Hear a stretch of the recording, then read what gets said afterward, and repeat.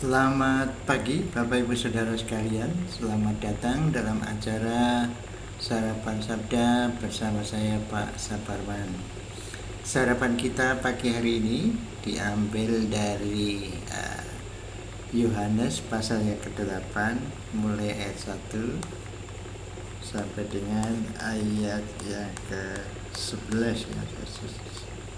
Ayat yang ke-11 cerita mengenai wanita yang berzina yang tertangkap. Demikian firman Tuhan. Tetapi Yesus pergi ke Bukit Zaitun. Pagi-pagi benar ia berada lagi di Bait Allah dan seluruh rakyat datang kepadanya. Ia duduk dan mengajar mereka. Maka ahli-ahli Taurat dan orang-orang Farisi membawa kepadanya seorang perempuan yang kedapatan berbuat zina.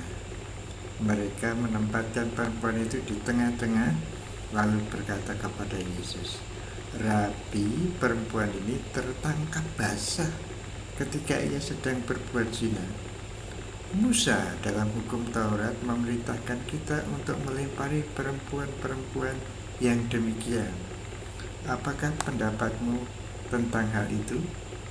Mereka mengatakan hal itu untuk mencobai dia supaya mereka memperoleh sesuatu menyalahkannya. Tetapi Yesus membungkuk lalu menulis dengan jarinya di tanah. Dan ketika mereka terus-menerus bertanya kepadanya, ia pun bangkit berdiri lalu berkata kepada mereka, "Barang siapa di antara kamu tidak berdosa, hendaklah ia yang pertama melemparkan batu kepada perempuan itu." Lalu ia membungkuk pula dan menulis di tanah. Tetapi setelah mereka mendengar perkataan itu, pergilah mereka seorang demi seorang, mulai dari yang tertua. Akhirnya tinggallah Yesus seorang diri dengan perempuan itu yang tetap di tempatnya.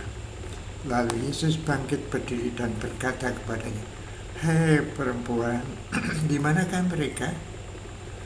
Tidak adakah seorang yang menghukum kau?" Jawabnya, "Tidak ada, Tuhan." Lalu kata Yesus, "Aku pun tidak menghukum engkau.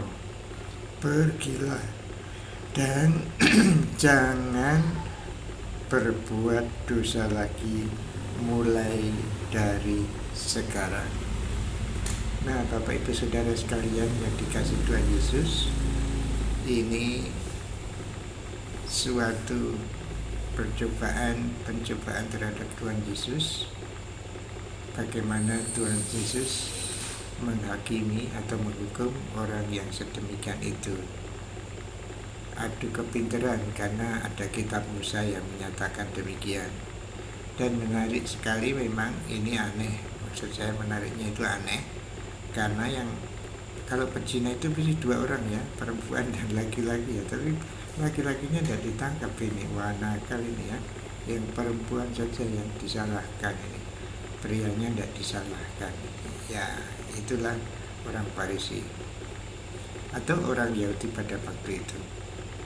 Nah, Bapak Ibu Saudara sekalian, Tuhan Yesus waktu ditanya bagaimana kami harus melempari dengan batu karena hukum Musa memang mengatakan demikian, Tuhan Yesus diam saja menulis di tanah. Saya tidak tahu ini apa yang ditulis ini. Nulis terus dia. Ditanya lagi, terus menerus ditanya, katanya di sini berulang-ulang ditanya, apakah kami harus melempari batu?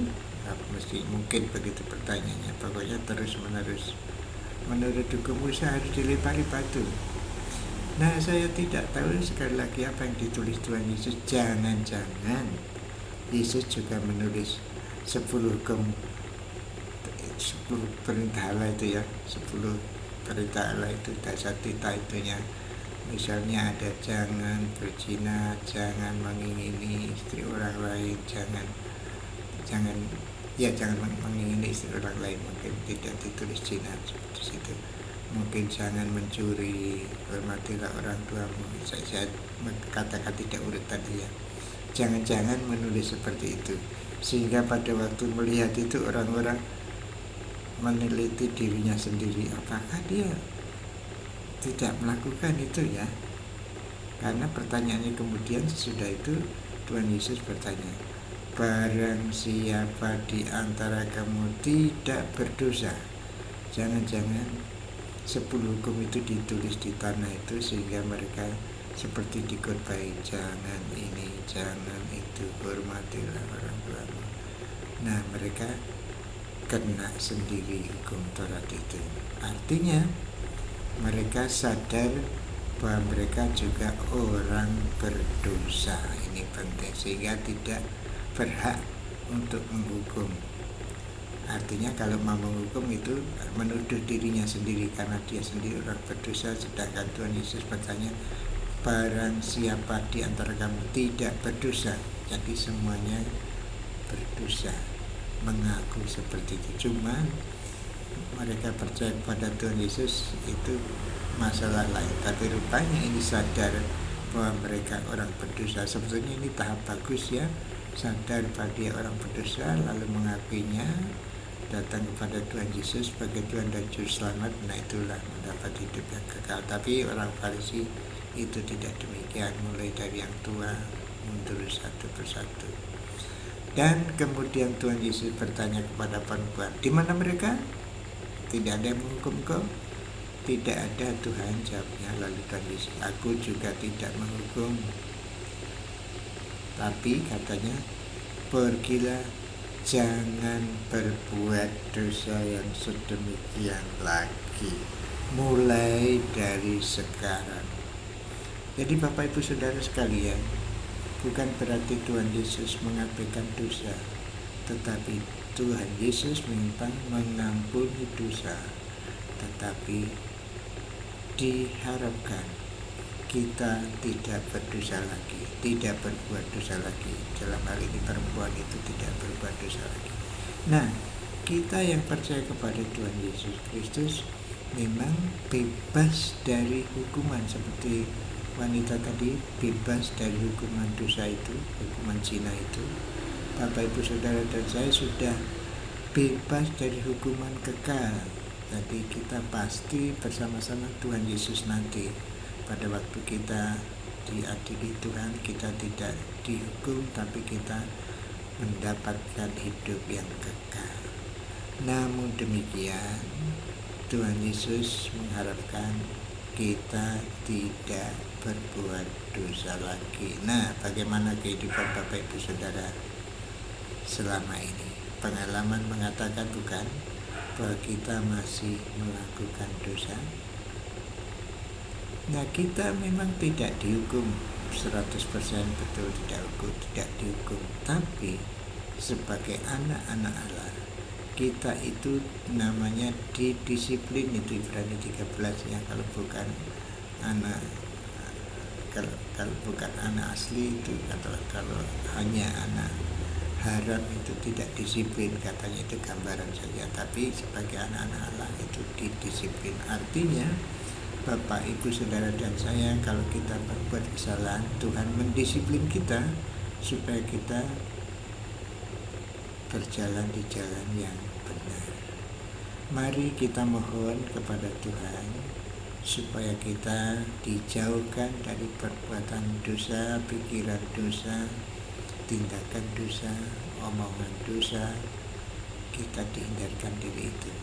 Namun demikian, kalau kita melakukan, mari kita cepat-cepat minta maaf kepada Tuhan, mohon ampun, dan Tuhan meluruskan lagi perjalanan hidup kita sehari-hari, sehingga semakin hari semakin suci, semakin hari semakin kurang dosa, semakin hari semakin menyerupai seperti Tuhan Yesus. Dan pada akhirnya, pada waktu kita menghadap Dia, kita sempurna tanpa dosa. Mari kita bersyukur atas pengampunan, bersyukur atas disiplin dan mohon bimbingan supaya kita tidak melakukan dan tidak memikirkan, tidak mengomongkan hal-hal yang tidak berkenan di hati Tuhan.